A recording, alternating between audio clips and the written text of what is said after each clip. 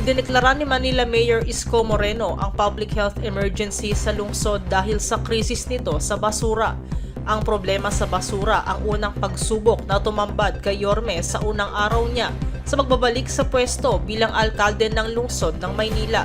Ayon kay Moreno, banta sa kalusugan ng publiko ang tambak na basura lalo na sa mga matatanda at bata. Ito'y dahil tumigil na sa pangongolekta ang garbage contractors ng Maynila na Metro Waste Solid Management at Fileco dahil hindi sila nababayaran sa kanilang serbisyo.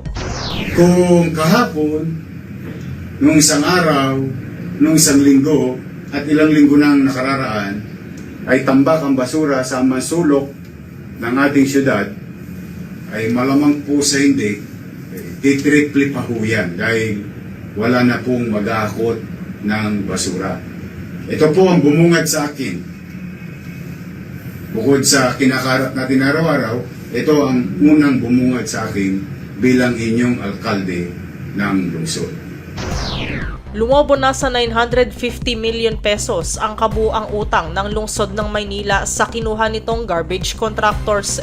Ito ang nadiskubre ni Manila Mayor Isko Moreno sa unang araw niya ng pagbabalik sa pwesto bilang alkalde ng lungsod. Sa isang Facebook Live kahapon, binasa ni Moreno ang sulat sa kanya ng dalawang kontraktor na Metro Waste Solid Management at Fileco na nagsasabing hindi sila nababayaran sa kanilang serbisyo. Ayon kay Yorme, nasa 400 milyong piso ang utang ng lungsod sa dalawang garbage contractor.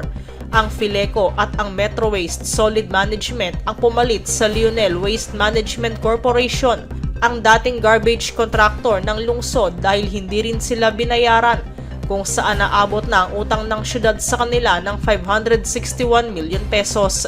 Para maagapan lang ang paglilinis sa lungsod, nakiusap si Moreno sa Lionel na mangolekta ng basura kahapon ng libre habang inaalam ng lungsod ang financial standing nito. Kasabay ng kanyang pag-upo bilang alkalde muli ng lungsod ng Maynila ay siya na ring pagsisimula ng paglilinis sa syudad. Inumpisahan ang flushing sa ilang lugar sa Maynila tulad sa A. Bonifacio Avenue, corner Tagaytay, Lagos Nilad Underpass, kahabaan ng Taft Avenue, Plaza Miranda sa Quiapo maging sa R10 sa Tondo at iba pa. Kinagabihan din na ininspeksyon ni Yorme ang kahabaan ng Taft Avenue habang nagsasagawa ng flushing ang mga tauhan ng Department of Public Services o DPS ng lungsod. Nanawagan naman si Manila Mayor Isko Moreno sa higit 800 barangay officials sa lungsod na gawin ang kanilang tungkulin sa mamamayan at tumulong na rin sa paglilinis sa kani-kanilang komunidad. Ayon kay Yorme, dapat na nilang talikuran ang politika at makiisa na rin sa clean-up operation upang luminis na muli ang lungsod ng Maynila. Bukod sa mga utang, opisinang walang laman din ang nadatnan ni Manila Mayor Isko Moreno sa kanyang pagbabalik sa pwesto bilang alkalde ng lungsod. Sa pag-iinspeksyon ni Moreno sa Office of the City Mayor, napunan niya na kahit ang mga lamesa, kurtina at microphone ay wala na.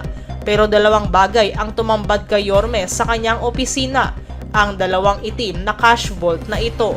Sa kabila nito, sinabi ni Yorme na makapagtatrabaho naman daw siya kahit walang lamesa.